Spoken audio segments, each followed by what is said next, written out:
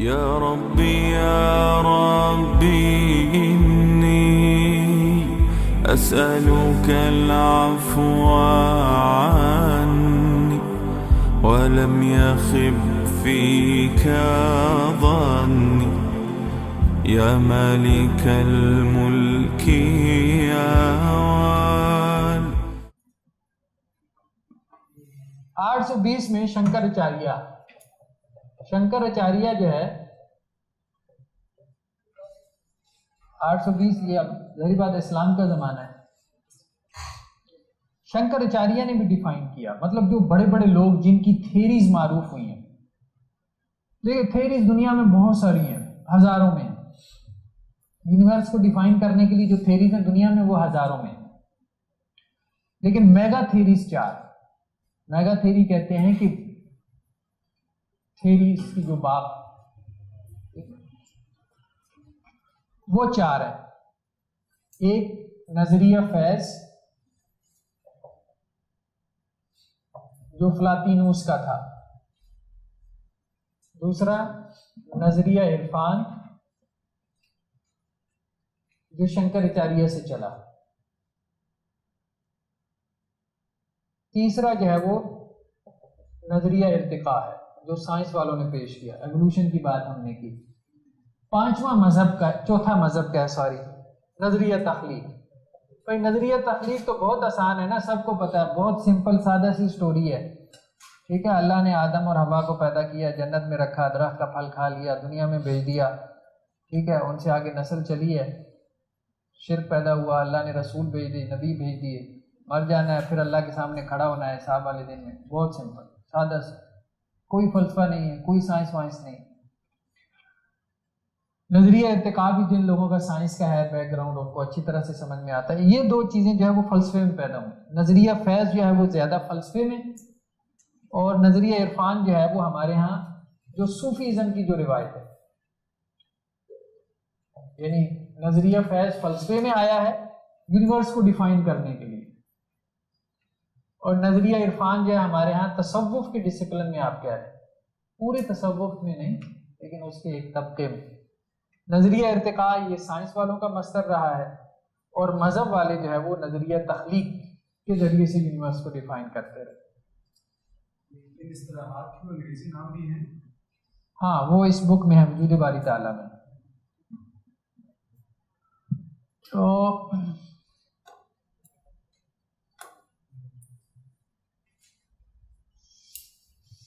انگریزی بھی اتنی مشکل ہوتی ہے کہ آپ کو دیکھنی پڑے گی. تو شنکراچاریہ نے آ کے یہ بات کہی،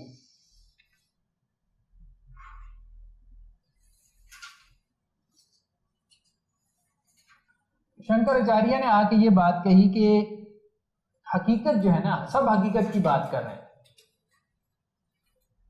اب تک یہ بات تھی کہ حقیقت ایک ہے. فلاطینوس نے کیا بات کہی تھی؟ فلاطینوس نے کہا تھا کہ حقیقت ایک ہے، واحد ہے. ٹھیک ہے، شنکراچاریہ نے آ کے یہ بات کہی کہ حقیقت دو نہیں، مطلب فرق ہے بھی اور نہیں بھی ہے. سٹائل تھا ان کا اپنا. وہ کہتا ہے واحد ہے، حق جو ہے وہ واحد ہے. یہ کہتا ہے حق دو نہیں. مطلب کیا ہے؟ لیکن مطلب میں فرق پڑتا ہے، جب آپ گہرائی میں جائیں گے تو فرق پڑتا ہے. ٹھیک ہے، اس نے مثبت طریقہ اختیار کیا فلاطینوس نے ڈیفائن کرنے کے لیے ریالٹی کو، کہ حق واحد ہے، حق ایک ہے، ریالٹی ایک ہے، حقیقت ایک ہے. اس نے کہا نہیں، دو نہیں. اس فلسفے کو کہتے ہیں ادبیت، مطلب سنسکرت وغیرہ. ریالٹی دو نہیں ہو سکتی.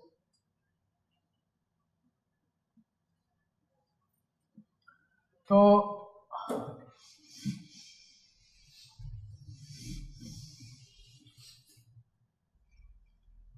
اور نہیں بھی سمجھ میں آ رہی تو ابھی ہم نے انشاءاللہ اس کو گہرائی میں جا کے اترنا ہے، اس کو ہم نے ڈسکس کرنا ہے. یہ اب ہم آتے ہیں، تھوڑا سا ٹیکسٹ پڑھ لیں. یہ سوال کیوں پیدا ہوئے؟ یہ ایک بات یہ ہے کہ جب ریلیجن کو انہوں نے ماننے سے انکار کر دیا. مطلب ریلیجن کا ایک نیریٹو ہے نا، ریلیجن یا رسول یا نبی آ کے یہ بیان کرتے ہیں کہ اللہ نے آپ کو پیدا کیا، اللہ کے آپ کے اوپر بڑا حق ہے، اللہ کی عبادت کرو. جب انہوں نے اس کو ماننے سے انکار کر دیا، ریلیجن کو، رسولوں کو، اب ظاہری بات ہے ان کے کندھوں پہ یہ بات آ گئی، اگر خدا نہیں ہے، رسول نہیں ہے، آخرت نہیں ہے، تو پھر یہ سب کیوں ہے؟ پھر تم ہی بتاؤ نا، پھر یہ کیوں ہے؟ تو پھر انہوں نے اس کا جواب دینے کی کوشش کی. مسلمان صوفیوں نے یہ کہا، وہ ہم آگے آتے ہیں، اس کو ڈسکس کرتے ہیں، اس کی وجہ ڈسکس کرتے ہیں. اسلامی بیانیہ دہشت گردی اور لبرلزم کی انتہاؤں کے مابین رستہ اعتدال. مطلب یہ جملہ تو واضح ہے نا، اسلامک نیریٹو. بیانیہ سے مراد مطلب ماڈرن لینگویج کے اندر، ماڈرن اسلوب میں آپ ایک نقطۂ نظر بیان کر دیں، چیزوں کو آپ ڈیفائن کر دیں. اب بیسیکلی دیکھیں نا، اب اپروچ یہ ہے کہ آپ اس طرح سے ایک تھیوری دیں کہ جس کے ذریعے سے آپ بہت ساری چیزوں کو ڈیفائن کر کے دکھا دیں. تو بیانیے میں بھی یہی ہوتا ہے کہ آپ بہت ساری چیزوں کو آپ ایک سٹیٹمنٹ کے ذریعے ڈیفائن کر دیتے ہیں، بہت سارے سوالات کا جواب دے دیتے ہیں ایک مختصر تحریر کے ذریعے سے. تو دہشت گردی اور لبرلزم مطلب یہ دو ایکسٹریمز ہیں، تو ان کے درمیان میں رستہ اعتدال کیا ہو سکتا ہے؟ اسلامی بیانیے میں تو اب اس وقت تو یہی دو چیزیں ہیں نا جو بہت زیادہ معروف ہیں. ایک وہ انتہا ہے کہ لوگ مذہب سے جان چھڑا رہے ہیں، اور ایک وہ انتہا ہے کہ مذہب کے نام پہ مطلب کیا کچھ نہیں کر رہے. اب اس کا پہلا جملہ کیا ہے؟ خالق اور مخلوق موجود ہیں. یہ موجود بھی بریکٹ میں لکھا ہے، اس کی بھی وجہ ہے بریکٹ میں کیوں لکھا ہے. اب آپ دیکھیں بہت سادہ سا جملہ ہے نا، بہت سادہ سا جملہ ہے. سادہ سا جملہ کیا ہے؟ فار ایگزامپل اس پہلے جملے کو آپ لے لیں،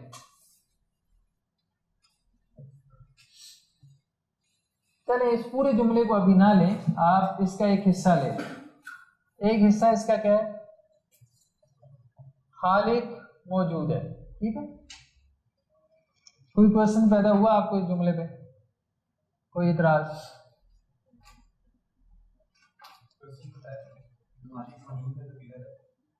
نہیں، یہ نہیں.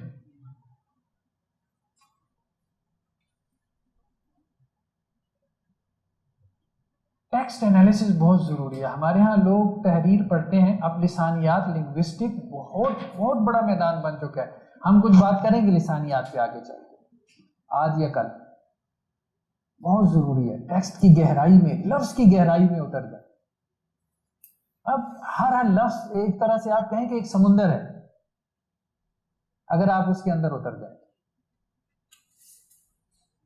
تو گہرائی اسی طرح سے پیدا ہوتی ہے.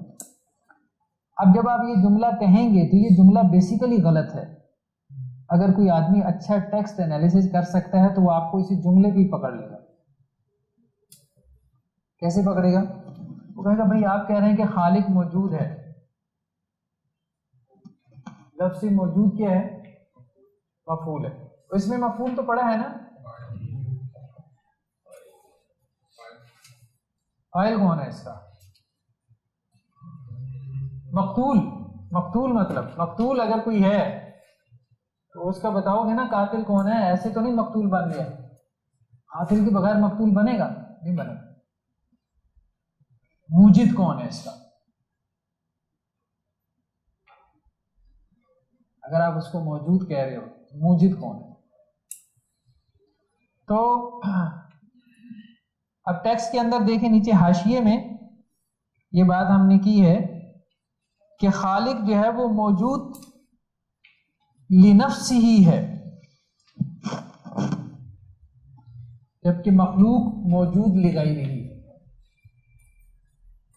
یعنی جو اپنی ذات کی وجہ سے موجود ہے، کسی کے موجود یا کسی کے وجود دینے سے موجود نہیں ہے، خود اپنی ذات سے موجود ہے. تو موجود دو طرح کے، ایک وہ جو اپنی وجہ سے ہی موجود ہے، اور ایک وہ جو کسی کی وجہ سے موجود ہے. تو لنفسہ ہی کی قید سے یہ شبہ جاتا رہا کہ خالق پر صیغہ اسم مفعول موجود کا اطلاق درست نہیں ہے، کہ اس میں انفعالیت ہے، پیسیوٹی ہے، اور یہ موجد کا متقاضی ہے، یعنی موجود کا لفظ جو ہے یہ اس بات کا تقاضا کرتا ہے کہ کوئی اس کا موجد ہو، جبکہ وہ تو خود وجود دینے والا ہے. یہ بات سمجھ میں آ گئی نا؟ دوسری بات، ابھی آپ ٹیکسٹ انالیسس اور کرتے جائیں، مطلب ایک بات ہم اور اس میں سے تلاش کرتے ہیں، آپ اس گہرائی میں ٹیکسٹ کے اترتے جائیں، آپ مطلب دیکھیں گے کہ خود یہ ٹیکسٹ انالیسس ایک دنیا ہے. اس کو ڈسکورس انالیسس کہتے ہیں آپ لنگوسٹک میں، بہت گہرائی ہے. اور اس میں جو لیٹسٹ تھیریز وغیرہ آ رہی ہیں دیریدا وغیرہ کی اور لوگوں کی، مطلب وہ حیران کن چیز ہے. لیکن اگر ہم لوگ اس صلاحیت کو کسی مثبت انداز میں استعمال کر لیں، اس ٹیکسٹ کے اندر خالق موجود ہے. ایک دوسری چیز وہ کیا ہے کہ آپ خالق کے بارے میں، اس کو مبتدا کہتے ہیں نا، مطلب جن لوگوں نے تھوڑی بہت گرامر پڑھی ہے ان کو اندازہ ہے، ٹھیک ہے. خالق کے بارے میں ایک خبر دی جا رہی ہے، مطلب جس کے بارے میں خبر دی جائے تو اس کو مبتدا کہہ دیتے ہیں، آسان سی بات ہے. خالق کے بارے میں خبر دی جا رہی ہے کہ وہ کیا ہے، موجود ہے. خدا کے بارے میں ہم خبر دے رہے ہیں، یا ہم خالق سے مراد یہاں پہ اللہ لے رہے ہیں نا. ہمارے نزدیک اس وقت اسلامک نیریٹو میں خالق سے مراد اللہ ہے، اللہ موجود ہے. اب بات یہ ہے کہ اللہ کے لیے لفظ موجود کا استعمال، جب آپ کہہ رہے ہیں کہ یہ اسلامک نیریٹو ہے تو آپ کو ثابت کرنا پڑے گا کہ یہ کتاب و سنت میں کہاں پر ہوا ہے. یہ جملہ آپ کتاب و سنت سے نکال کے دکھائیں کہ اللہ موجود ہے. لفظ موجود اللہ کے لیے کہاں استعمال ہوا؟ کہ اللہ کے بارے میں ایک ہے خبر دینا، دو چیزیں، اللہ کے اسماء حسنی اور دوسری چیز ہے اللہ کے بارے میں اخبار یا خبر کہہ رہے ہیں. اللہ کا کوئی اسم ہم نہیں تجویز کر سکتے اپنی طرف سے. اللہ ہی ہمیں بتا سکتے ہیں کہ بھائی یہ میرے نام ہے. یہ تو نہیں ہے نا کہ اب میرے ذہن میں جو اچھا نام آتا ہے میں کہوں یہ اللہ کا نام. اللہ کے نام وہی ہیں جو کتاب و سنت میں آ گئے. 170 پلس ہیں تقریباً، معروف تو 100 ہے لیکن 170 پلس ہیں. اگر ہم کچھ لوگوں نے کتاب و سنت میں جتنے اللہ کے نام آئے ہیں تو اسماء حسنی، اللہ کا یہ نام ہے کہ نہیں ہے تو اللہ ہی بتائے گا نا بھائی میرا نام یہ ہے کہ نہیں. دوسرا یہ کہ اللہ کے بارے میں کوئی خبر دینا، ایک خبر تو وہ ہے جو اللہ نے خود اپنے بارے میں دی ہے، کتاب میں دے دی یا سنت میں دے دی، وہ تو ہم دیں گے. ایک یہ ہے کہ اس کے علاوہ ہم اللہ کے بارے میں کوئی بات کر سکتے ہیں جو کتاب و سنت میں نہیں ہے. اس کے بارے میں عام موقف یہ ہے کہ اچھی بات کر سکتے ہیں، بری بات نہیں کر سکتے. اللہ کے بارے میں آپ اچھی خبر جاری کر سکتے ہیں، بری خبر نہیں جاری کر سکتے. تو اس پہ یہ ایک نیچے کوٹیشن ہے حواشی میں،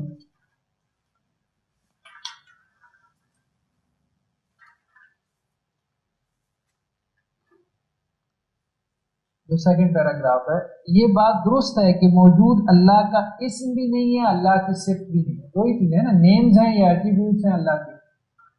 اللہ کا نام بھی نہیں ہے موجود، یعنی کتاب و سنت سے ہمیں نہیں پتہ چلتا کہ کوئی اللہ کا نام کتاب و سنت، مطلب جو قرآن مجید کے آخر میں بھی لکھے ہوتے ہیں ان میں بھی نہیں ہے نا موجود کوئی نام نہیں.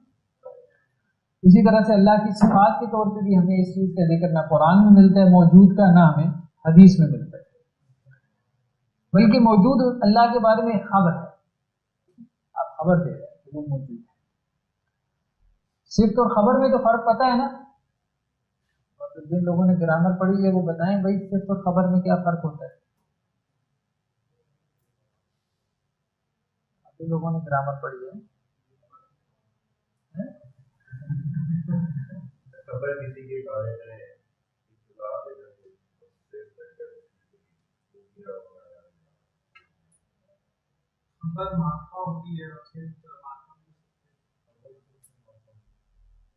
خبر تو نکرہ ہوتی ہے نا. تو ٹیکنیکلی اگر آپ بات کریں تو موصوف صفت میں آپ نے پڑھا ہوگا کہ موصوف صفت جو ہے وہ چاروں لحاظ سے برابر ہوتا ہے. اگر موصوف معرفہ ہے تو صفت بھی معرفہ ہوگی، موصوف نکرہ ہے تو صفت بھی نکرہ ہوگی. بہرحال چلیں اب یہ ہم اس طرف نہیں جا رہے کہ آپ کی گرامر کا امتحان لیں. تو بات یہ کر رہے تھے ہم کہ موجود اللہ کا اسم یا صفت نہیں ہے لیکن خبر ہے. اللہ کی طرف صرف اسی اسم یا صفت کی نسبت درست ہے جو کتاب و سنت سے منسوخ ہو، یعنی ٹیکسٹ میں آ جائے. آپ نے اللہ کو ڈیفائن کرنا ہے نا، بتانا ہے کہ اللہ کیا ہے. تو ہم اپنی طرف سے تو نہیں نا بہتان گھڑ سکتے، وہ تو بہتان ہو جائے گا اللہ کی ذات پہ کہ ہم اپنی طرف سے صفات اللہ کی بیان کرنا شروع کر دیں. البتہ اللہ کے بارے ایسی خبر جاری کرنے کا جواز ہے کہ جو اچھی ہو یا کم از کم بری نہ ہو. لیکن اس میں بھی افضل اور اولا یہی ہے، یعنی اسی چیز کو آپ پریفر کریں کہ ان اخبار کے مقام پر بھی انہی اسماء و صفات کو جاری کیا جائے کہ جن اسماء و صفات کی یہ لوازم یا نتائج ہیں. یہ بات یہ ہو رہی ہے کہ ہمارے ہاں ہمارے علماء نے اللہ کے لیے لفظ موجود استعمال کر لیا. ٹھیک ہے، خالق موجود ہے، اللہ موجود ہے، یہ ایک سینٹینس ٹھیک ہے، مطلب ہم شرعی لحاظ سے ڈسکس نہیں کر رہے، اس میں کوئی حرج نہیں ہے کہ موجود ہونا یہ ایک خبر ہے، وہ آپ اللہ کے بارے میں دے سکتے ہیں، اچھی خبر دے سکتے ہیں یا کم از کم جو بری نہیں ہے وہ آپ دے سکتے ہیں، لیکن اس کو اللہ کا اسم یا صفت نہیں بنا سکتے. یا موجود ہو کر کے اللہ کو پکارنا یہ ٹھیک نہیں، یا ایھا الموجود اس طرح سے دعا کرنا یہ ٹھیک نہیں. اب یہ جو لفظ موجود ہے، خود قرآن نے اس چیز کو ڈسکس کرنے کے لیے کہ یہاں سے بھی آواز آنا چاہیے، اللہ کے بارے میں یہ بات بیان کرنے کے لیے کہ اللہ کی ایگزسٹنس ہے، اللہ تعالیٰ موجود ہے، تو قرآن نے بھی کوئی لفظ استعمال کیا ہوگا نا. یہ بات کہی جا رہی ہے کہ وہ جو لفظ قرآن نے استعمال کیا ہے یا سنت میں استعمال ہوا ہے، زیادہ بہتر یہ ہے کہ وہ لفظ استعمال کیا ہے. اور وہ لفظ کیا ہے؟ وہ لفظ ظاہر ہے. یہ موجود ہونا اس کا ایک نتیجہ ہے، موجود ہونا اس کا ایک نتیجہ ہے.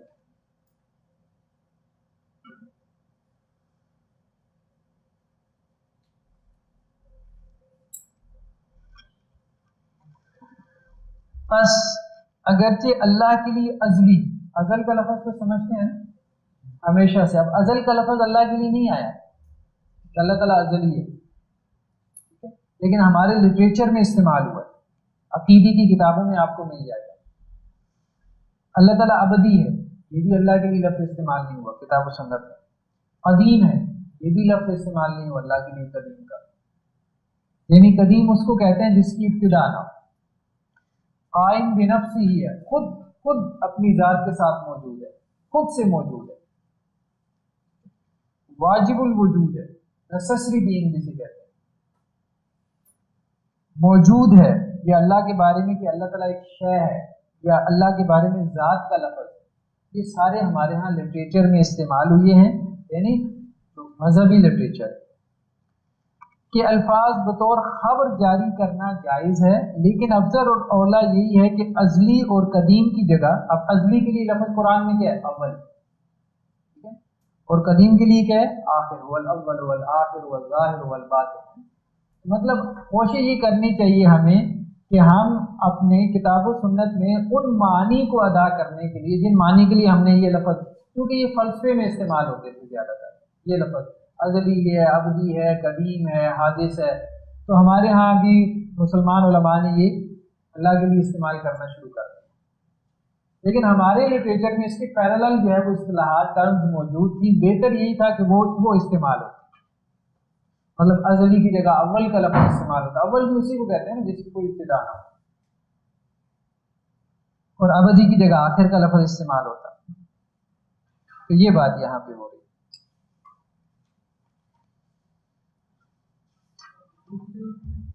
جی.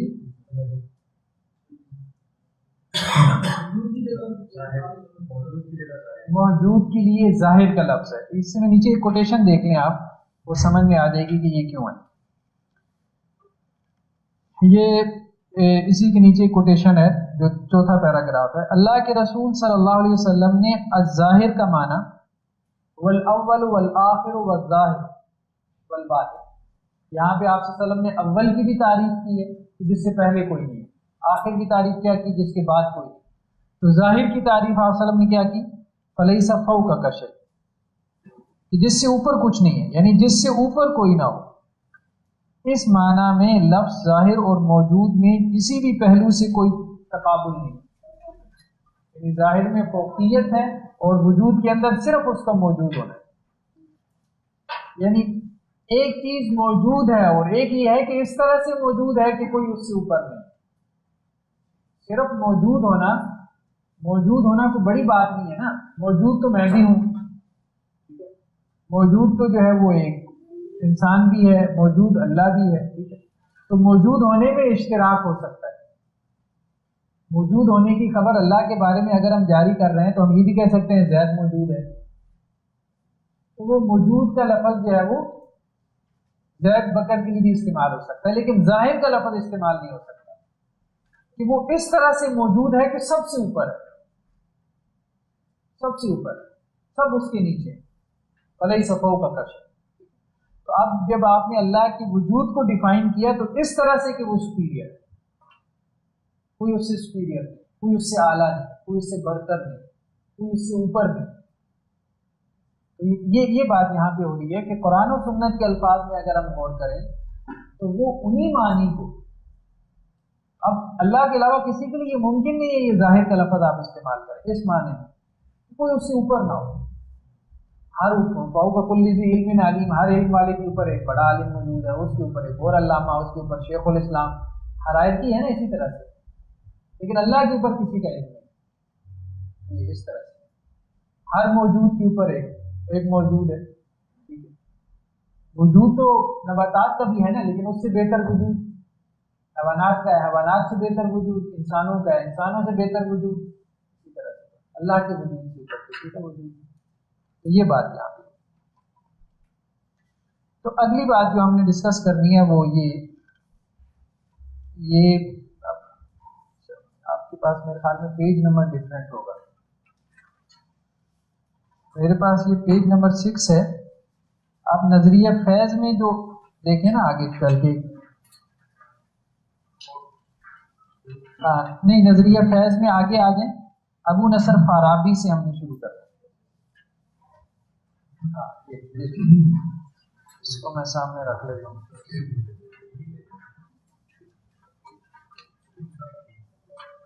اچھا وہی پیج, ٹھیک ہے, پیج نمبر سیم, ٹھیک ہے, پیج نمبر سیم یہ رکھتے ہیں.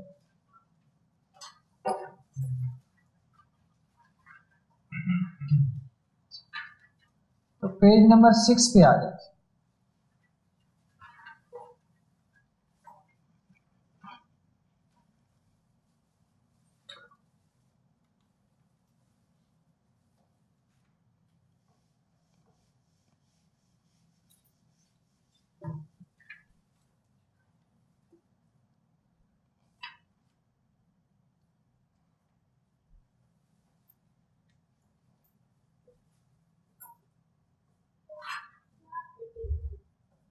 اگر ہم مسلمان فلاسفہ کی بات کریں تو ہم ان کو 4 طرح سے کیٹیگرائز کر سکتے ہیں.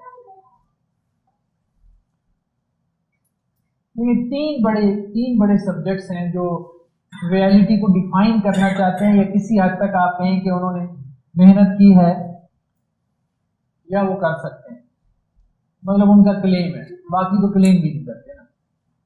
ایک فلاسفی نے یہ کلیم کیا کہ ہم ریالٹی کو پالیں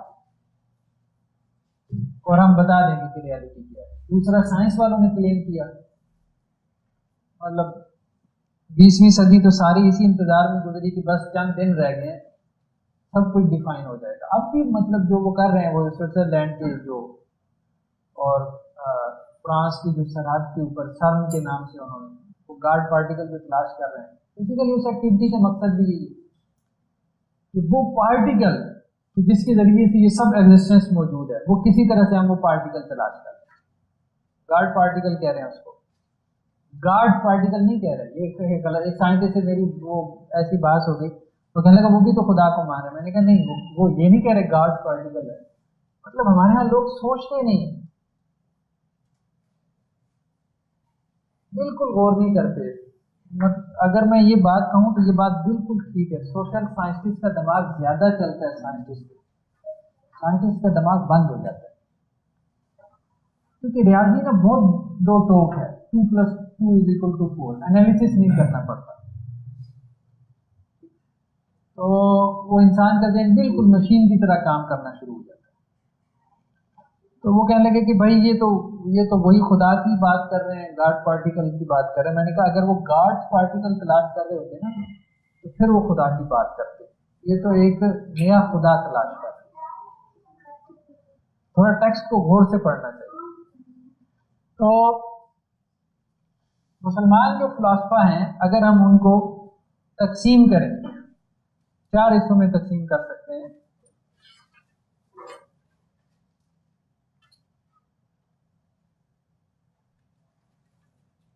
مشائین، یہ ارسطو کے پیروکار. ابھی ہم دیکھیں گے نا کہ مسلم فلاسفی میں کیا حل دیا گیا ریالٹی کے بارے میں. انہوں نے کیا کہا؟ اشراقی،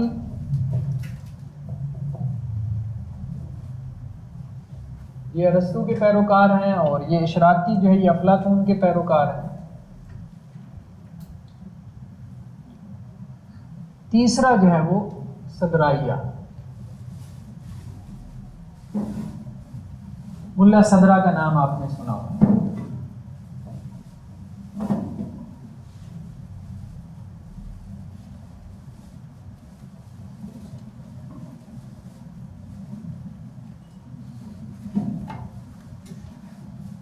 اور چوتھا جو ہے وہ عرفانیہ. عرفان، اس فکر کو عرفان کہتے ہیں. تصوف میں اس کے لیے لفظ موجود ہے وحدت الوجود کا، the unity of the being. Being ایک ہے، وجود ایک ہے. اس کو ہم ڈسکس کریں گے کہ کس طرح سے انہوں نے یہ بات کہی ہے.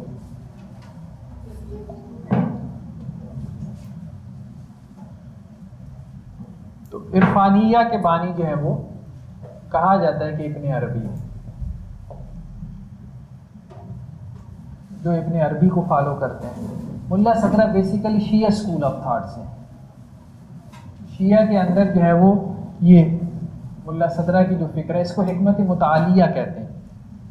حکمت عالیہ، حکمت متعالیہ.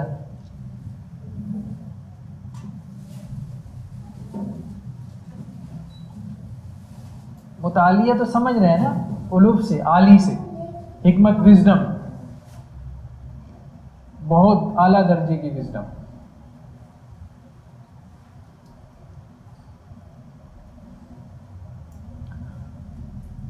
تو ارسطو کے پیروکاروں میں فارابی کا نام آتا ہے. فارابی کو معلم ثانی بھی کہا جاتا ہے، ارسطو ثانی کہا جاتا ہے. اگر فارابی کا بہت بڑا مقام تھا، ابو نصر فارابی کا، مسلم فلاسفی. آپ اس کو یوں سمجھ لیں کہ ابن سینا کا نام تو بہت سارے لوگوں نے سنا ہوگا نا. ابن سینا کا پہلے رجحان جو ہے وہ اس کی طرف تھا، میڈیکل سائنس کی طرف. فلسفہ پڑھنے کا ان کو شوق ہوا تو یہ کہتے ہیں میں نے ارسطو کی کتاب اٹھا کے پڑھنا شروع کی. کچھ 40 مرتبہ پڑھی، کچھ پلے نہیں پڑا. ابن سینا یہ کہہ رہے ہیں 40 مرتبہ. آپ کے آج کے اس لیکچر میں کچھ پلے پڑ جائیں نا تو آپ ماشاءاللہ ابن سینا سے بہت بہتر ہیں. ہاں، اس سے مایوس نہیں ہونا. ابن سینا نے یہ خود لکھا ہے 40 مرتبہ میں نے کتاب پڑھی ارسطو کی، میرے پلے کچھ نہیں پڑا. فلاسفی آسان نہیں ہے. پھر وہ کہتے ہیں مجھے فارابی کی کتابیں مل گئیں. فارابی بیسیکلی شارح ہے ارسطو کا. پھر کہتے ہیں مجھے سمجھ میں آئی کہ ارسطو کیا کہنا چاہتا ہے. پھر ابن سینا دیکھیں کتنا بڑا فلسفی ہے. جس بندے کو شروع میں فلسفہ سمجھ ہی نہیں آ رہا تھا وہ کتنا بڑا فلاسفر بن گیا. تو بہت سمپل ہے، بہت سادہ ہے. چیزیں اگر سمجھ میں نہیں آ رہی دوبارہ سمجھے گی اسی طرح سے، مطلب آہستہ آہستہ انسانی ذہن ان چیزوں کا عادی ہو جاتا ہے. انٹلیکچوئل تھاٹ پہلی دفعہ بڑے جو وہ جسے کہتے ہیں نا معنی ہوتے ہیں، بڑے جو خیالات ہوتے ہیں وہ ضروری نہیں پہلی مرتبہ گرفت میں آ جائیں. آہستہ آہستہ آپ ان کے ساتھ عادی ہوتے جاتے ہیں، اتنے عادی ہو جاتے ہیں پھر بس خود آپ کا دماغ اتنا بڑا ہو جاتا ہے کہ آپ بڑے بڑے معنی پیدا کرنا شروع کر دیتے ہیں ایک عام سادہ سے ٹیکسٹ سے. مطلب اگر کوئی جملہ آپ لکھا ہوا دیکھیں گے کہ ارسطو جو ہے اس نے یہ بات کہی ہے کہ آج منڈی کے اندر آلو سستے ہو گئے ہیں، ٹماٹر مہنگے ہو گئے ہیں، تو آپ اس سے بھی ایک تھیوری نکال لیں گے، آپ کا دماغ اتنا بڑا ہو جائے گا. تو ہم یہ بات کر رہے تھے فارابی کی. فارابی جو ہیں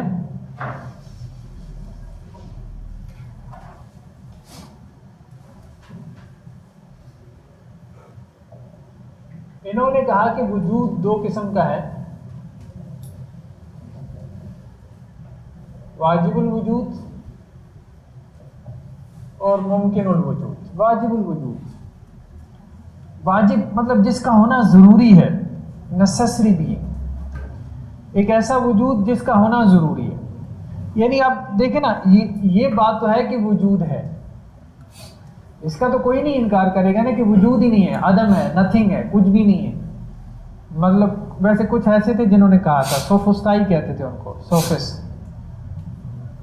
تو یہ سقراط کے زمانے میں تھے، یونانیوں میں تھے، ایک پورا گروپ تھا جو یہ کہتے تھے کچھ بھی نہیں ہے، کچھ بھی نہیں ہے، سب ڈیلوژن ہے، سب دھوکہ ہے.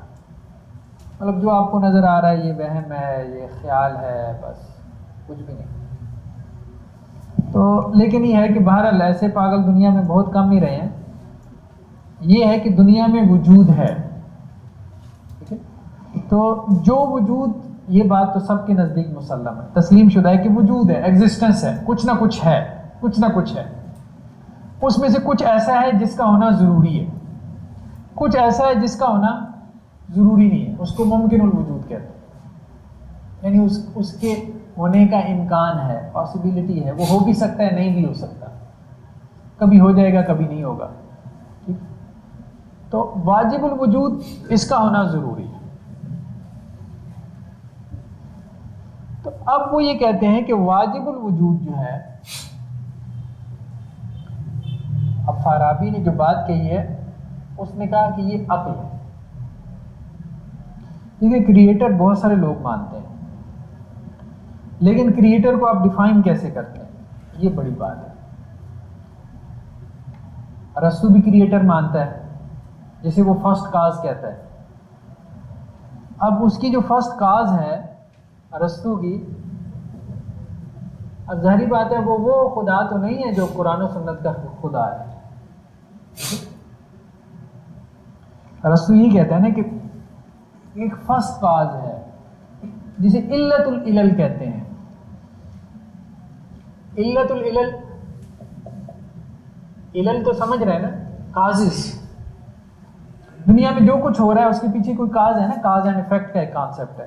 جو کچھ بھی ہو رہا ہے اس کے پیچھے کوئی نہ کوئی وجہ ہے. ٹھیک ہے. اچانک اس کمرے میں گیند آ جاتی ہے تو کسی نے لڑکائی ہوگی نا، کسی نے اس کو حرکت دی ہے تو وہ یہاں آئی ہے نا. تو جو کچھ دنیا میں ہو رہا ہے اس کے پیچھے کوئی کاز ہے. ان تمام کازز کی ایک کاز ہے اور اس کو وہ کہتے ہیں فرسٹ کاز، پرائم موور. سب سے پہلے ایک کوئی ہے جس نے حرکت دے دی ہے، بس اس کے بعد سے یہ چل رہا ہے. ٹھیک ہے. اب یہ اس کے یہاں کانسیپٹ تھا. تو فلسفیوں نے اپنے طور پہ چیزوں کو ڈیفائن کیا، صوفیوں نے خدا کو اپنے طور پہ ڈیفائن کیا. مطلب جو لوگ خدا کو مانتے ہیں، بلکہ صحیح بات یہ ہے کہ ساری خدا کو مانتے، ایون کہ ایتھسٹ بھی خدا کو مانتا ہے. پچھلے دنوں میں نے اس پہ کچھ پروگرام ریکارڈ کروائے ہیں. یہ بہت بڑی مسکنسیپشن ہے کہ ایتھسٹ خدا کو نہیں مانتا، لیکن اس کا جو کانسیپٹ آف گاڈ ہے وہ ڈفرینٹ ہے، وہ مختلف ہے. ہم ایک دو کوٹیشنز آگے چل کے دیکھتے بھی ہیں، رچرڈ ڈاکنز کی اور اسٹیون ہاکنگ کی. اور وہ چونکہ سوشل سائنسٹسٹ نہیں ہے نا، سائنسٹسٹ ہے نا، تو وہ اتنا دماغ نہیں لگاتے. اگر آپ ان کے ٹیکسٹ کا انالیسس کریں تو آپ کو لگے گا اس بیچارے کا تو ٹیکسٹ چیز ہی پکار رہا ہے کہ یہ خدا کو، کریٹر کو مان رہا ہے. چلو ہمارا کریٹر نہیں مان رہا جو کتاب و سنت کا ہے، لیکن یہ ہے کہ مان رہا ہے. لیکن اس بیچارے کو یہ بھی نہیں سمجھ میں آ رہی کہ وہ دوسروں کو کہہ رہا ہے کہ گاڈ ڈیلوژن میں پڑے ہوئی ہیں، اور اس پہ پوری کتاب لکھ رہا ہے کہ گاڈ ڈیلوژن، اور خود بیچارہ اس ڈیلوژن میں ہے کہ میں خدا کو نہیں مان رہا، حالانکہ وہ مان رہا ہے. وہ خود اس ڈیلوژن میں ہے، اس کا ٹیکسٹ کہہ رہا ہے. اگر ہم اس کا ڈسکورس انالیسس کریں تو آپ کیا کہنا چاہ رہے ہیں؟ یہ جو واجب الوجود ہے فارابی، یہ ایک ہائپوتھیسس ہے، کسی نے کسی بنیاد پہ تو اس نے یہ ہائپوتھیسس بنایا ہوا ہے. اس کی کیا بنیاد ہے؟ ایک تو ہے کہ میں خود ہی کہہ دوں کہ میرا نام ہی اتنا بڑا ہے تو واجب الوجود ہوگا، کوئی اس کی بنیاد نہیں ہے. وہ آگے ہم دو پرنسپلز ہیں، وہ ہم آگے ڈسکس کر رہے ہیں. اس کو سمجھنے کے بعد واجب الوجود کہنا کوئی بڑا مسئلہ نہیں تھا، لیکن اس نے واجب الوجود کو جو ڈیفائن کیا کہ واجب الوجود کیا ہے، اس نے کہا یہ عقل ہے. یعنی خدا کیا ہے؟ ہم تو کہیں گے نا خدا کیا ہے. ہم سے اگر کوئی پوچھے گا تو ہم کیا کہیں گے؟ خالق ہے، مالک ہے، رازق ہے، جو اللہ کے بارے میں اسماء، جو صفات قرآن و سنت میں آئی ہیں ہم وہی کچھ بیان کریں گے نا. سمپل. ریلیجن کا بیانیہ تو یہی ہے، مذہب کا بیانیہ یا اسلام کا بیانیہ تو یہی ہے. خدا کیا ہے؟ بس قرآن سے پوچھ لو کیا ہے، اس نے اپنی صفات بیان کر دی، اپنا تعارف کروا دیا ہے. رسول اللہ سے پوچھ لو. خدا تو نہیں کہتا کہ خدا عقل ہے، وہ کہتا ہے عقل نہیں، عقل محض. عقل محض کا لفظ سمجھ رہے ہیں؟ ہاں، عقل محض اور کچھ بھی نہیں ہے، اور کچھ بھی نہیں. انٹلیکٹ ہے. خدا کیا ہے؟ انٹلیکٹ ہے، عقل ہے.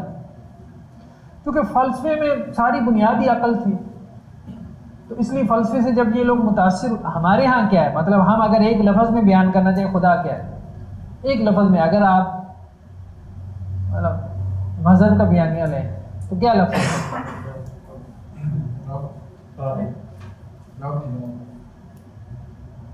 کوئی اور اس سے اچھا لفظ نہیں. الہ بھی تو معبود تو بہت سارے دنیا میں. ذات کا لفظ زیادہ بہتر ہے. مذہب کے جتنے بیانیے ہیں ڈیوائن ریلیجنز میں، ان میں آپ دیکھیں گے کہ خدا کا جو کانسیپٹ ہے وہ بیسیکلی ایک ذات کے گرد، کہ خدا ایک ذات ہے. ذات کا لفظ ہے. پھر اس ذات کی صفات ہوں گی، اس کے نام ہوں گے، اس کی کوالٹیز ہوں گی، اس کے ایٹریبیوٹس ہوں گے. ٹھیک ہے؟ تو یہ اب عقل ذات نہیں ہے. سمجھ رہے ہیں نا بات؟ مطلب مذہب کا جو خدا ہے وہ ایک پرسنالٹی ہے نا. مطلب آسان الفاظ میں اگر ہم بات کریں تو ایک ذات ہے نا، وہ کوئی انرجی نہیں ہے، وہ کوئی کاز نہیں ہے کسی ایونٹ کی. علت کیا چیز ہے؟ خود علت کا کوئی وجود ہے؟ کوئی وجود نہیں ہے. کاز کیا چیز ہے؟ اب کاز ایک مطلب فلسفے کی ٹرم ہے، ایک اصطلاحی ہے، اور کچھ بھی نہیں ہے. اس کی کاز یہ، اس کی کاز یہ، اس کی کاز یہ، اس کی وجہ یہ، اس کا سبب یہ، اس کا سبب یہ. اسی طرح سے آپ پیچھے چلتے جائیں. سر ہم یہ کہہ سکتے ہیں کہ اگر ذات کے لحاظ سے کہ ذات ہے تو ہم اگر ڈیفائن کرنا چاہتے ہیں کہ ایسی وہ ہے کہ جو ایگزسٹ بھی کرتی ہے اور اسپیس پہ رہتی ہے، اور عقل کے لحاظ سے ہم صرف یہ کہ یہ ایگزسٹ کرتی ہے اور اسپیس پہ رہتی ہے. نہیں ابھی نہیں، ابھی نہیں، ابھی ہم اس طرف نہیں جا رہے. یہ بہت تفصیلی موضوع ہے. ابھی تو یہ لفظ مطلب ذات کی کچھ صفات ہوں گی. ٹھیک ہے؟ عقل ذات نہیں ہے. باہر انٹلیکٹ ذات نہیں ہے. ذات کا ایک جز ہو سکتی ہے. آپ کی انٹلیکٹ مطلب آپ کی ذات میں اور آپ کے انٹلیکٹ میں بہت فرق ہے. بس یہ بات ہے. ابھی اتنا کافی. وہ یہ کہتے ہیں کہ عقل محض ہے. عقل محض نے، واجب الوجود نے یا خدا نے کیا کیا؟ تعقل کیا. تعقل مطلب سوچا. کیا کہیں گے انگریزی میں تعقل کے لیے؟ کوئی لفظ مناسب سا مطلب جو بھی ایک تھاٹ پروسیس ہے. ٹھیک ہے؟ تو واجب الوجود کے تعقل کے نتیجے میں عقل پیدا ہوئی. اس کو وہ کہتا ہے عقل اول.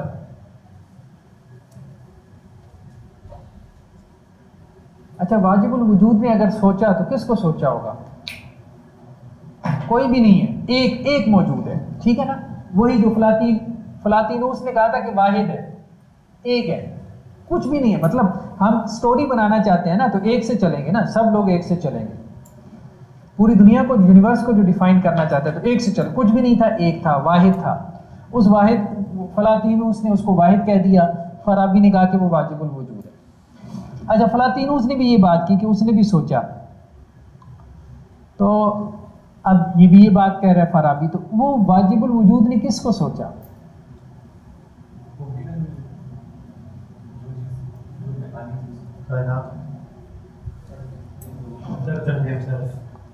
سب سے پہلی بات یہ ہے کہ وہ اپنے بارے میں سوچے.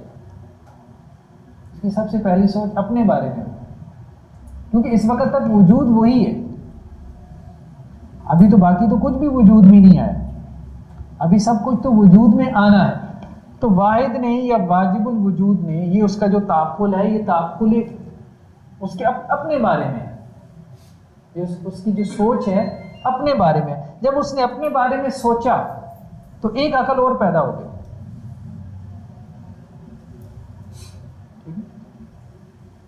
اس عقل کو اس نے نام دیا عقل اول کا. اب اس عقل کا کام بھی کیا ہے؟ تعقل، سوچنا. ٹھیک ہے، عقل کا تو کام ہی یہی ہے نا. اب بات یہ ہے کہ اس نے سوچا کیوں؟ جب واجب الوجود کی آپ نے ڈیفائن ہی یہ کر دیا کہ وہ عقل محض ہے، تو عقل کا کام کیا ہے؟ عقل کیا ایسی عقل ہو سکتی ہے جو سوچی نہ، تعقل نہ کرے؟ عقل محض ہے تو اپنے بارے میں کیوں سوچیں؟ مطلب یہ تو سوال ہے. جو عقل محض ہے، جو پیور ریزن ہے، وہ اپنے بارے میں کیوں سوچے گی؟ اس کو ہم آگے بھی ڈسکس کرتے ہیں. وہ جو دو ہم نے پرنسپلس کی بات کی تھی. بات یہ ہے کہ اپنے بارے میں اس لیے سوچے گی کہ اپنے علاوہ کوئی ہے نہیں. تو وہ عقل ہے نا، تو اپنے بارے میں عقل کیوں کرے گی؟ اور کچھ ہے ہی نہیں نا، اور کچھ ہے ہی یونیورس میں کچھ ہے ہی نہیں. یونیورس وہ خود ہے، عقل خود یونیورس ہے نا. اس وقت جو عقل محض ہے وہ خود یونیورس ہے، تو وہ اپنے بارے میں کیوں سوچ رہی ہے؟ وہ ظاہری بات ہے، وہ اس عقل کی نا پھر صفات بیان کرتے ہیں. ٹھیک ہے، وہ کامل ہے، وہ اس طرح سے یوں ہے. مطلب یونیورس تو خیر اس طرح سے ناقص ہے نا، انکمپلیٹ ہے. وہ بھی تو سوچا جا سکتا ہے، ہم اس کی لمیٹیشن نہیں رکھتے. جو عقل ہے واجب الوجود جو ہے، اس کی عقل ہے، وہ جب سوچ رہی ہے تو آپ کہہ رہے ہیں کہ وہ صرف اپنے بارے میں سوچ رہی ہے. ہم اس کو لمیٹائز نہیں کریں گے. لمیٹائز ایک بات یہ ہے کہ ہم نہیں کر رہے، انہوں نے کی ہے. ٹھیک ہے، ہم صرف اس کو اسٹڈی کر رہے ہیں کہ انہوں نے کیا کہا. دوسری بات یہ ہے، اس لیے رسپانسبل بھی وہی ہے اس کا جواب ہو دیں. لیکن یہ ہے کہ انہوں نے کیا جواب دیا وہ ہم آپ کو بتا دیں گے آگے. ٹھیک ہے، وہ مطلب آتا ہے، سمجھ میں آتا ہے، نہیں آتا، لیکن انہوں نے اس کا جواب دیا ہے. جو آپ کا سوال ہے وہ بہت اہم ہے، انہوں نے اس کو ایڈریس کیا، جواب دیا اس کا کہ یہ کیوں ضروری ہے کہ عقل اپنے علاوہ دوسرے کو نہ سوچے. عقل محض یہ کیوں ضروری ہے؟ اس کے پیچھے ان کے کچھ فلاسفیکل جو ہے وہ پرنسپلز ہیں، کچھ یونیورسلز ہیں فلسفے کے. تو اب وہ یہ کہتے ہیں کہ واجب الوجود جو ہے یا عقل محض نے اپنے بارے میں سوچا. جب اپنے بارے میں سوچا تو ایک اور عقل نکل آئی. اچھا اب یہ جو سوچ تھی، یہ جو تعقل تھا، یہ بلا ارادہ تھا، کوئی ارادہ نہیں. اس کے لیے وہ مجبور تھا. وہ مطلب عقل کا کام کیا ہے؟ سوچنا. اب سوچے گی نہیں تو وہ عقل کس چیز کی؟ ٹھیک ہے، تو عقل کا کام ہی یہی ہے کہ وہ سوچے. اور جب وہ سوچے گی تو اپنے بارے میں سوچے گی. اس سوچ سے جو ہے ایک عقل پیدا ہوئی، عقل اول. اب یہ آپ یوں کہہ سکتے ہیں کہ ویسے ابن تیمیہ تو یہی کہتے ہیں کہ یہ تو وہی بات ہے جو کہتے ہیں کہ جی اللہ نے بیٹا جنا. بالکل وہی بات ہے، کیونکہ وہ یہ نہیں کہتے. عیسائی جو ان کے ہاں سمجھدار ہیں وہ یہ نہیں کہتے، بلکہ قرآن نے کہا وَلَمْ تَكُن لَهُ صَاحِبَةٌ. عیسائیوں نے یہ کلیم تو نہیں کیا کہ اللہ کی بیوی ہے, بیوی سے بیٹا آ گیا, تو کیسے اللہ نے بیٹا جنا؟ کرسچین سے پوچھے نا آپ کیسے بیٹا جنا, تو وہ یہی فلسفہ بیان کریں گے کہ اللہ سے عیسیٰ جو ہے وہ کیسے نکلے, کیسے پیدا ہوئے, اسی قسم کی فلسفی دیں گے. وہ جو فلاطینوس نے بات کی تھی کہ واحد سے جو ہے وہی. ابھی ہم آگے آتے ہیں کہ انہوں نے مطلب عقول کے لیے کیسے کیسے الفاظ استعمال کیے.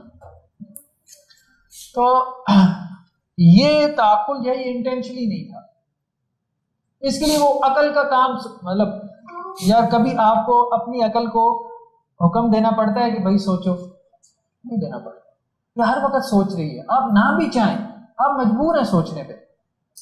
مطلب یہ ہماری عقل کا بہت بڑا جبر ہے, آپ اپنی سوچ نہیں روک سکتے, ہاں ڈائیورٹ کر سکتے ہیں, لیکن اب آپ کہیں کہ میں بالکل ہی نہ سوچوں, میڈیٹیشن میں چلیں 15-20 منٹ تو گزار لیں گے, اس سے زیادہ نہیں, ناممکن, امپاسبل ہو جائے.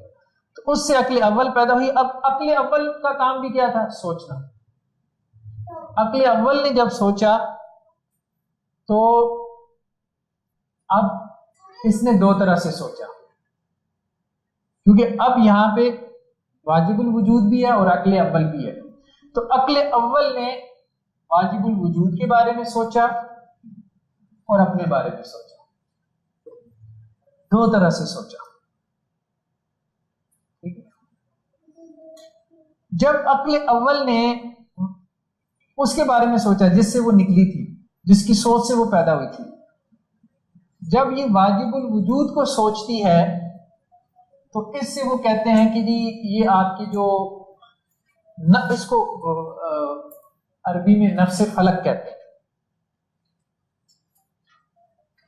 نفس فلک پیدا ہوا. اور جب عقل نے اپنے بارے میں سوچا تو اس سے جسم فلک پیدا ہوا. فلک تو سمجھ رہے ہیں نا, فلک تو یہ جو اسفیریکل باڈیز ہیں آپ کہہ رہے ہیں, تو نفس اسپرٹ کے معنی میں ہے نا, اور جسم باڈی کے معنی میں. جیسے انسان کے اندر روح بھی ہے نا, اور اس کا ایک باڈی ہے. تو اسی طرح آپ چونکہ وہ آپ اوپر سے نیچے آ رہے ہیں نا, وجود اوپر سے نیچے آیا ہے نا, ٹھیک ہے, تو پہلے آسمان, پھر آسمانوں سے نیچے زمین پہ آئیں گے. تو عقل اول پیدا ہوئی, تو عقل اول نے جب واجب الوجود کے بارے میں سوچا تو اس سے جو ہے وہ نفس فلک پیدا ہوا, جب اپنے بارے میں سوچا تو اس سے جسم فلک پیدا ہوا. اس طرح سے پھر آگے چلاتے ہیں. سوچنے سے تو ایک خیال وجود میں آنا, ایک اور نہیں کیسے وجود میں آنا, ایک اور سوچنے واجب الوجود یا عقل محض نے سوچا تو اس سے ایک خیال, یہی تو کہہ رہے ہیں, وہ یہی تو کہہ رہے ہیں کہ عقل ہی وجود میں آئی ہے, عقل سے عقل ہی نکلی ہے. نہیں, اس خیال کو آپ ایک وجود تو نہیں کہتے, خیال کا وجود تو ہے.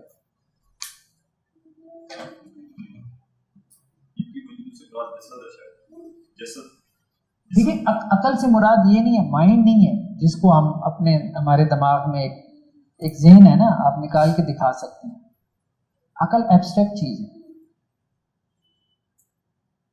عقل سے مراد وہ دماغ نہیں ہے جو کھوپڑی میں ہے, وہ نہیں ہے کہ جس کا کوئی فزیکل ایگزسٹنس ہو, یہ نہیں. مطلب ایک تھاٹ پروسیس ہے, ایک تھاٹ پروسیس سے ایک خیال یا تھاٹ ایک آئے گا, خیال سے خیال ہی پیدا ہوگا, یہ ان کا بیسک پرنسپل ہے.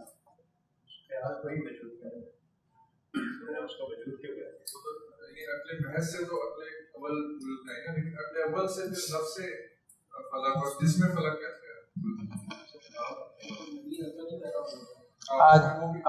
آج وہ 10 عقلیں پیدا ہوئی ہیں, وہ ابھی ہم نے دیکھا نہیں, بہت لمبا ہو جانا تھا بورڈ پہ.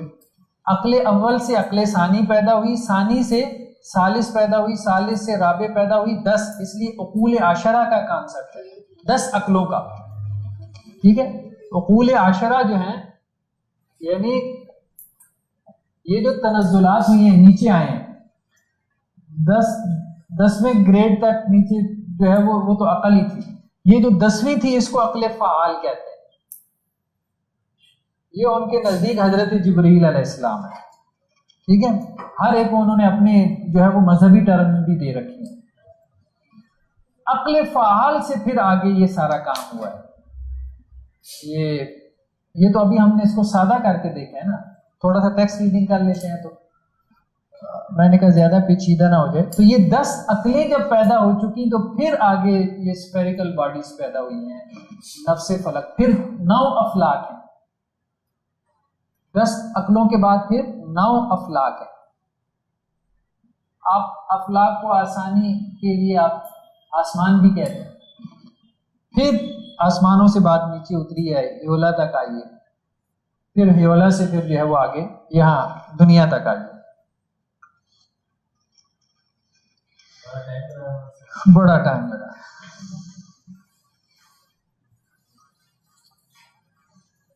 امام فارابی یعنی فلسفے کی وجہ سے مشہور ہیں یا ان کا صوفیزم میں بھی؟ نہیں, یہ صرف فلسفے کی وجہ سے. صرف صوفیوں کا بالکل علیحدہ ہے کانسیپٹ, ان کا کانسیپٹ بالکل علیحدہ ہے.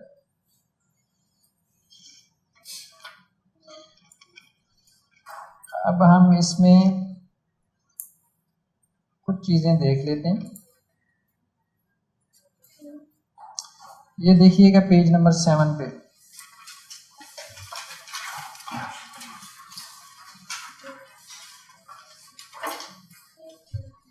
یا بلکہ پہلے پیج نمبر 6 پہ آ جائیں. یہ نیچے حواشی میں ہے, فارابی کے نزدیک واجب الوجود عقل محض ہے. یہ بات ہم نے کر دی, کلیئر ہے کہ جس کا فعل تعقل ہے, یعنی عقل محض کیا کام کرے گی؟ تعقل کرے گی. لیکن یہاں 2 باتیں اہم ہیں. ایک یہ کہ واجب الوجود کا تعقل اپنی ذات کے بارے میں ہی ہے, نہ کہ غیر کے بارے میں. ٹھیک ہے, جبکہ ہم انسان اپنی ذات اور اپنے غیر دونوں کے بارے میں سوچ لیتے ہیں. اس کی ایک وجہ وہ یہ بھی بیان کرتے ہیں کہ وہ اپنی عاشق ہے. جو عقل محض ہے وہ اپنی عاشق ہے, وہ اپنے علاوہ مطلب عاشق اپنے محبوب کے علاوہ کسی کو نہیں سوچ سکتا. توحید کی قائل تھی. آگے اور بھی وجوہات آ رہی ہیں. اور دوسرا یہ کہ یہ تعقل ارادی نہیں بلکہ ضروری ہے, یعنی انٹینشنلی نہیں ہے کہ جب چاہا اس نے سوچ لیا, ایسا نہیں, بلکہ یہ جبر ہے, یعنی از خود سے ہے اور جبری ہے. اس لیے واجب الوجود سے عقل اول یعنی فرسٹ انٹلیکٹ صادر ہوئی, نہ کہ واجب الوجود نے اسے پیدا کیا. ٹھیک ہے, پیدا نہیں کیا, ہم تو یہ کہتے ہیں کریشن ہوئی ہے نا, اللہ نے پیدا کیا آدم کو, کیونکہ تخلیق کے لیے قصد اور ارادہ ضروری. تو فارابی کے اس نظریے کو نظریہ فیض یا نظریہ صدور بھی کہتے ہیں, کہ جسے سب سے پہلے فلاطینوس نے پیش کیا تھا. مطلب یہ فیض کا کانسیپٹ کہ واحد سے عقل پیدا ہوئی ہے, یہ فارابی نے اس کو ایک دوسری طرح سے ڈیفائن کر دیا. اب ہم اگلے پیج پہ آئیں, پیج نمبر 7 پہ.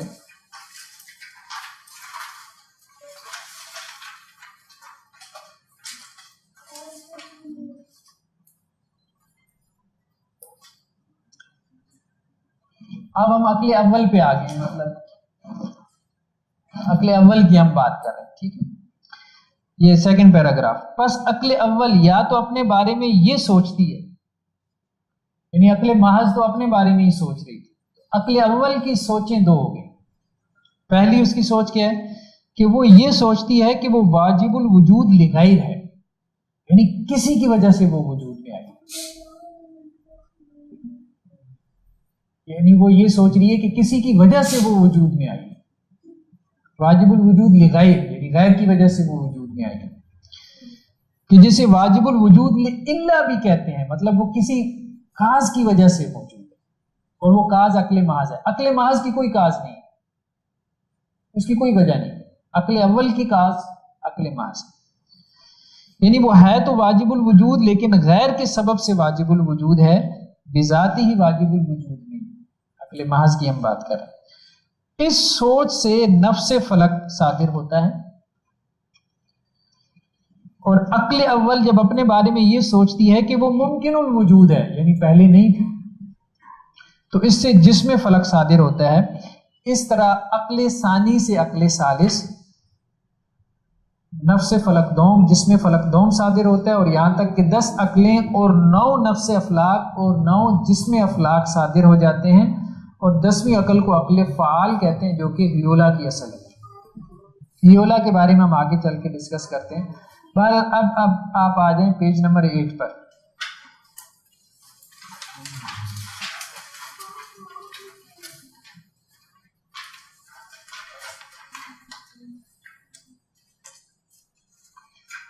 یہ سیکنڈ پیراگراف ہے۔ پس اس طرح فارابی کے نزدیک وحدت سے کثرت صادر یا قدیم سے حادث کا صدور ہوا، قدیم جس کی کوئی ابتدا نہیں، حادث جو ایک خاص ٹائم اینڈ سپیس میں، اور اب وہ وجہ آ گئی ہے جس کے بارے میں کچھ لوگ سوال کر رہے تھے، اور اس فلسفے کی بنیادی وجہ ان کا اس فلسفیانہ اصول پر ایمان ہے کہ واحد سے صرف واحد ہی صادر ہو سکتا ہے، واحد سے کثرت نہیں نکل سکتی۔ مطلب وہ کرسچنزم کو کیوں نہیں مانتے؟ ایک خدا نے ساری یونیورس بنا دی۔ فلسفے کا ایک بیسک پرنسپل ہے کہ واحد سے واحد نکل سکتا ہے، واحد سے کثرت نہیں نکل سکتی۔ اس لیے وہ یہ بات کرتے ہیں کہ واحد سے عقل اول، واحد سے ایک نکلا ہے، پھر جو ایک نکلا ہے اس سے آگے کثرت پیدا ہو سکتی ہے، لیکن واحد سے کثرت نہیں پیدا ہو سکتی، کیونکہ وہ توحید کا قائل ہے، تو اس سے توحید ہی نکلے گی۔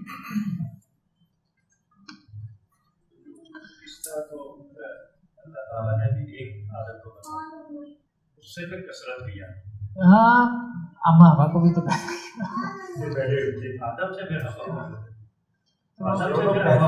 فرشتے بھی ہیں، سیریز میں بھی تھے، لیکن وجہ نہیں۔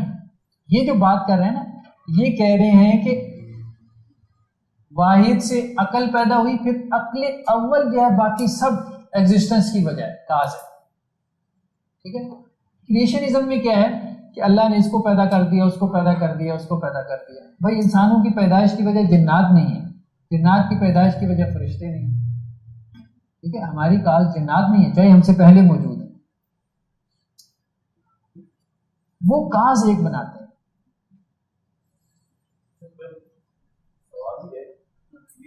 کاز ایک کیوں بناتے ہیں؟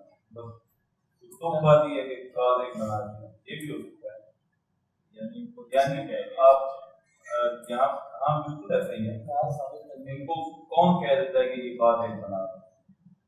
تو بہت سی بات کرنی تو ہے۔ وہ یہ کہتے ہیں کہ بیسیکلی انسانی ذہن جو ہے نا، وہ انسانی ذہن یہ چاہتا ہے، یعنی انسان کی یہ شدید خواہش ہے کہ وہ تمام چیزوں کو کسی ایک چیز سے ڈیفائن کر دے، مطلب سنگولیرٹی سے اسے حد درجے میں محبت ہے۔ وہ یہ نہیں چاہتا کہ اچھا اس کی وجہ یہ ہے، اس کی وجہ یہ ہے، یوں بھی یہ وہ کہتا ہے بس ایک چیز ہو جس سے ساری چیزیں حل ہو۔ یہ بھی سر عجیب کا فرق ہو سکتا ہے کہ ایک چیز بھی کیوں، مطلب یہ بھی کسی نے طے کیا ہوگا نا کہ انسانی ذہن ایک چیز چاہتا ہے، کچھ ایسے بھی ہوں گے جو کہتے ہوں گے انسانی ذہن بہت سی چیزیں چاہتا ہے۔ کازز کی کوئی ایگزسٹنس بھی ہو سکتی ہے، جی کازز کی کوئی ایگزسٹنس ان کے نزدیک اس طرح سے نہیں ہے، مطلب جو فرسٹ کاز ہے وہ ایک ہی ہے۔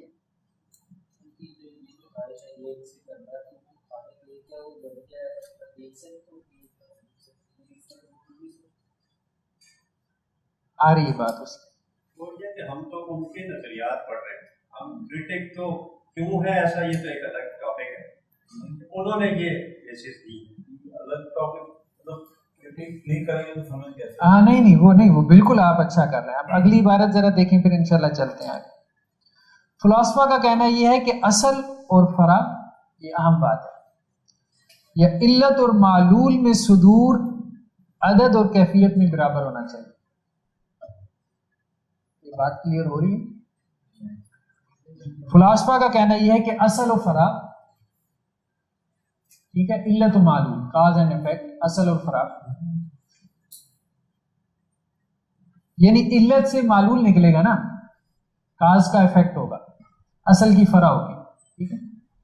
یہ عدد اور کیفیت میں برابر ہونا چاہیے، یعنی ایک سے ایک ہی نکلنا چاہیے، اور ایک بھی جو ایک سے ایک نکلے وہ بھی وہی ہو جو ایک ہے، कैफियत में भी, क्वालिटी में भी। यानी अकल से अकल ही निकल सकती है, अकल से जिस्म नहीं निकल सकता।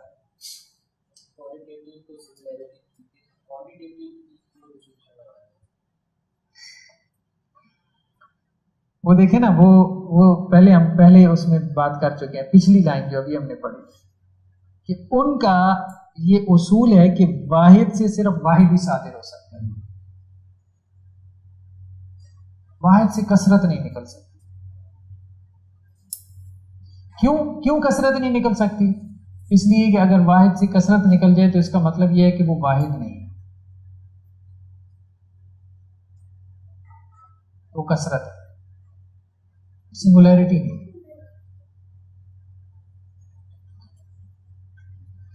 चलें, एक और वजह आ रही है, तीसरी वजह आ रही है, ये भी इंटरेस्टिंग है।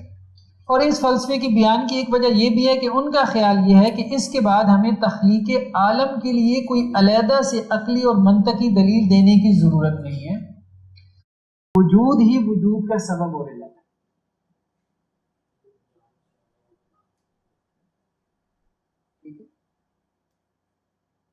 मतलब ये आपको कोई अलहदा से मतलब साबित नहीं करना पड़ेगा कि खुदा था और खुदा ने ये बनाया। अकल है, अकल का काम क्या है? सोचना। कोई दलील देने की जरूरत है इस बात की कि अकल का काम सोचना है? जब वो सोचेगी तो एक और नई सोच पैदा होगी। मतलब वो नई सोच को ही अकल कह रहे हैं। अकल से मुराद कोई दिमाग नहीं है, मुख नहीं है, मतलब जो खोपड़ी के अंदर है, वो एक सोच थी, इंटेलेक्ट थी, उस इंटेलेक्ट ने सोचा, एक नई सोच पैदा होगी, उसने सोचा, एक नई सोच पैदा होगी। एक इंटेलेक्ट ने एक वक्त में एक ही बात सोची और वो उसके अपने बारे में, उससे एक दूसरी सोच पैदा हुई। अब जो दूसरी सोच पैदा हुई, इसमें डुअलिटी है, इसमें सनवियत है। अब ये दो सोचें भी सोच सकती है, इसने दो तरह से सोचा। अब वो कहते हैं कि अब इसके लिए हमें कोई दलील देने की जरूरत नहीं है कि ये सब कुछ कैसे बना, जबरी तौर पे हुआ, तकदीर है साइंस की। बहरहाल ये है उनका अपना। उस वक्त तक जो एक ग्रीक फिलॉसफी थी उसको उन्होंने एड्रेस किया और क्लासिकल जो फिलॉसफी थी उसके मुताबिक मतलब चीजों को डिफाइन करने की कोशिश की।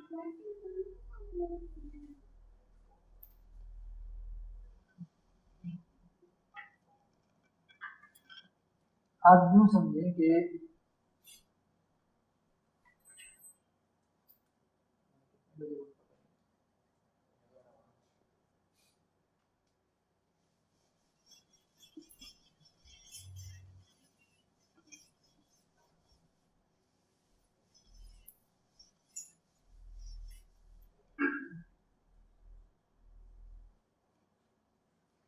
ये आपके दिमाग की एक्सरसाइज हो रही है, चाहे बुनियादी तौर पे मुफीद ना भी हो, लेकिन आप देखेंगे आपका दिमाग बहुत खुल जाएगा,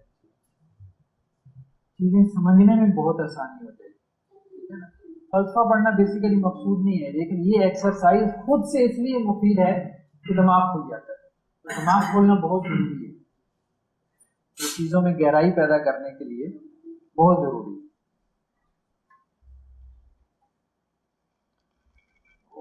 इमाम गजाली रहमतुल्लाह अलैह के पास एक एथियस्ट आया ना, तो कहने लगा कि खुदा के वजूद की कोई दलील बयान कर दो। इमाम गजाली ने कहा ये बताओ कि किस इल्म से बयान कर दो, फलसफे से चाहिए, लॉजिक से चाहिए, तुम्हें एस्ट्रोनॉमी से चाहिए, ठीक है, नफ्सियात से चाहिए, किस इल्म से चाहिए। तो ये जो शान इंसान में पैदा होती है ना, ये चीज़ों में गहराई जब तक तो बहुत जरूरी है। तो फलसफे में है ही गहराई। कुछ लोग कहते हैं यार क्या ऐसे मतलब आप वक्त ज़ाया कर रहे हैं। तो एक एतबार से ये है कि अब ये चीज़ें ख़त्म हो गई, मिट गई, लेकिन ये है कि इन चीज़ों के असरात मौजूद हैं। असरात मौजूद हैं, फिर ये है कि इंसान ने क्या कुछ सोचा, कैसे सोचा, जब तक आप उसको एड्रेस नहीं करेंगे तो उस वक्त तक मतलब लोगों के ऊपर वो उस तरह से असर होता नहीं। तो अब एक छोटी सी बात करके हम वक्फा करते हैं।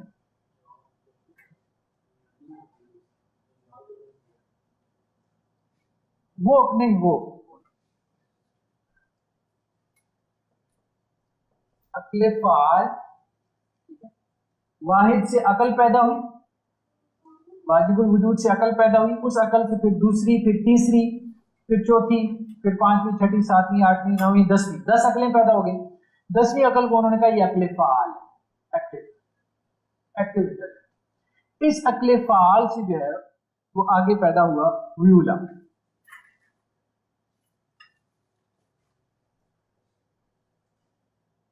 व्यूला जो है ये बेसिकली मादा प्लस सूरत,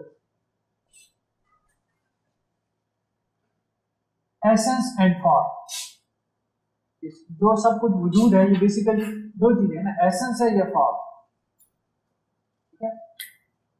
मैटर है और वो मैटर जब किसी फॉर्म में है, मैटर और फॉर्म सूरत दोनों चीजें मिली एग्जिस्टेंस है, तो व्यूला जो है वो मैटर और फॉर्म को है, दो अलग अलग चीज। जब तक मैटर और फॉर्म अलग अलग है तो ये व्यूला है। व्यूला के बाद तीसरी चीज जो नीचे पैदा हुई वो है अनासर अरबा, मतलब उस दौर में जो भी वो, ये तो शायद आपके इल्म में होगा, 4 एलिमेंट्स जो कहते थे कि एग्जिस्टेंस की बुनियाद है, 4 चीजें हैं, मट्टी है, पानी है, आग है और हवा है। तो व्यूला से ये फिर 4 चीजें बनी और फिर अनासर अरबा से फिर आगे सारे जिस्म बना, अजसाम बने, इन 4 चीजों से फिर आगे सारी एग्जिस्टेंस।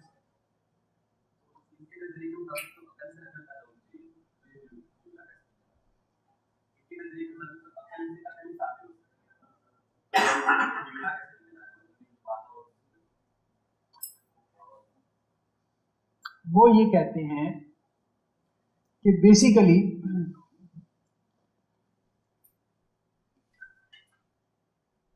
अक्ले फाल का जो असर है ना वो अकल के ऊपर ही हो सकता है, किसी और चीज के ऊपर नहीं हो सकता।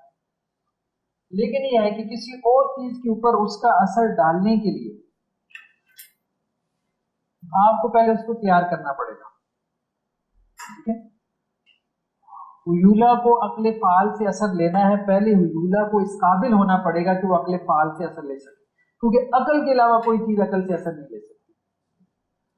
अब ये जो इसको तैयार किया है इस बात के लिए वो नफ्स फलक है और जिस्म फलक है, दो चीजें हमने कही थी कि अकल के पैरेलल 2 चीजें और भी पैदा हो रही थी, 9 अफलाक पैदा हुए। वो जो 9 अफलाक थे उन्होंने तदबीर की है, इसके अंदर तदबीर करके इसको इस काबिल बनाया कि ये इससे कुछ ले सके, वरना ये इस काबिल। और कुछ अकले फाल को भी वो कहते हैं कि जरा वो नीचे आते आते 10वीं में आके वो इस काबिल हो गई थी कि किसी को कुछ दे सके, अकल के अलावा किसी को।